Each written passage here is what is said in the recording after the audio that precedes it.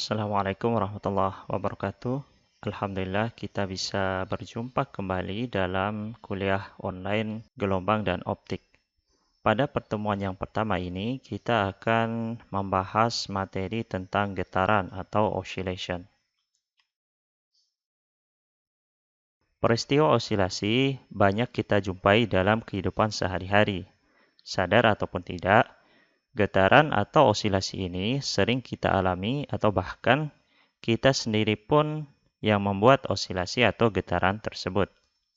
Salah satu contoh yang paling sederhana adalah ketika kita duduk pada suatu tempat yang tinggi, kemudian mengayun-ngayunkan kaki kita. Secara tidak sadar, kita sudah membuat osilasi atau getaran. Contoh lainnya adalah ketika kita mengendarai motor. Kemudian tiba-tiba kita melewati jalan yang bergelombang. Nah, maka motor kita akan berosilasi naik turun, bergetar. Nah, dalam hal ini kita mengalami osilasi. Dua contoh ini merupakan contoh yang sederhana yang sering kita alami dalam kehidupan sehari-hari. Nah, lalu apa sebenarnya osilasi itu? Osilasi itu dapat kita definisikan sebagai gerak bolak-balik di sekitar posisi timbang. Nah, posisi timbang ini maksudnya adalah posisi saat benda dalam keadaan setimbang atau diam. Nah, dalam kasus ketika kita mengayunkan kaki, maka posisi timbang itu ketika kaki dalam keadaan diam. Nah, itu yang dimaksud dengan posisi timbang. Nah, kemudian pada kasus motor, posisi timbang itu adalah posisi ketika motor itu masih berjalan dengan mulus, artinya tidak bergetar naik turun. Itulah yang disebut sebagai posisi timbang. Nah, untuk mempermudah pemahaman kita tentang osilasi ini, nah sekarang kita perhatikan osilasi pada gambar di samping ini. Nah, ini terdapat sebuah benda yang bermassa tertentu, kemudian diikatkan pada seutas tali. Benda ini disimpangkan dengan simpangan tertentu, kemudian dilepaskan. Nah, maka benda ini akan berosilasi, akan bergerak bolak-balik di sekitar kedudukan setimbangnya. Posisi setimbang dari sistem ini disebut sebagai bandul matematis ya, adalah posisi ketika diam. Posisi ketika diamnya adalah ketika benda ini berada di titik O. Maka ketika benda ini bergerak bolak-balik di sekitar posisi setimbang, yakni titik O, kita katakan benda ini sedang berosilasi. Kemudian ada beberapa hal yang harus kita pahami terkait osilasi ini. Yang pertama adalah pemahaman tentang amplitudo. Amplitudo itu adalah simpangan terjauh, yakni jarak terjauh yang ditempuh oleh benda yang diukur dari posisi setimbang. Jadi kalau kita perhatikan osilasi benda ini, maka benda ini akan mencapai posisi terjauh ketika berada di titik A ataupun titik B.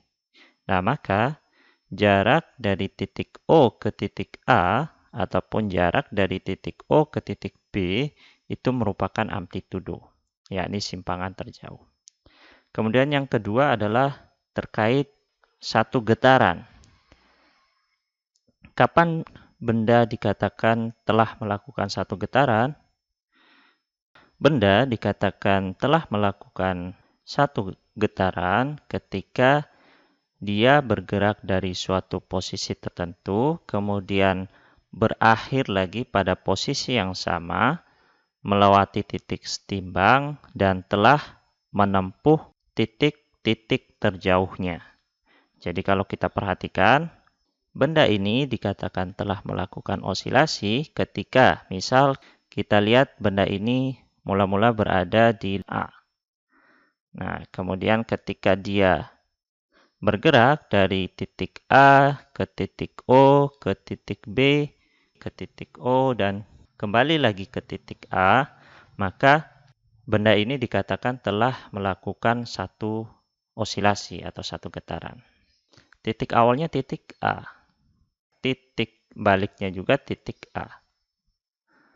Nah, maka dia dikatakan telah melakukan satu getaran. Ataupun kalau kita hitung mulai dari titik O, dikatakan benda itu melakukan satu getaran ketika dia menempuh lintasan dari titik O ke B, ke O, ke A, dan kembali lagi ke titik O. Artinya dia melewati posisi timbang dan dia juga menuju ke titik-titik terjauhnya. Ataupun kalau kita hitung dari titik B. Nah, titik B ke titik O, ke titik A, ke titik O, dan akhirnya kembali lagi ke titik B, maka benda itu dikatakan melakukan satu getaran. Ini pemahaman tentang satu getaran.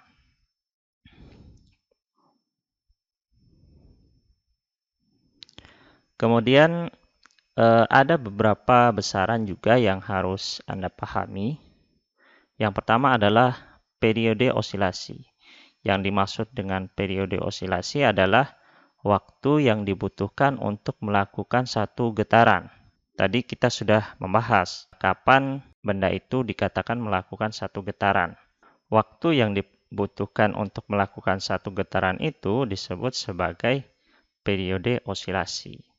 Artinya, ketika katakanlah kita gunakan stopwatch, kemudian benda ini mula-mula berada di titik A dan benda itu kembali lagi ke titik A, maka waktu tersebut dikatakan sebagai periode osilasi.